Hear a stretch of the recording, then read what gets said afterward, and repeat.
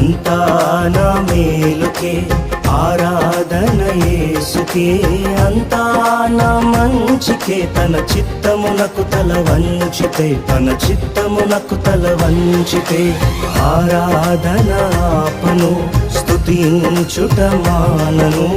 ఆరాధన ఆపను, స్తుతించుట మానను, స్తుతించుట మానను.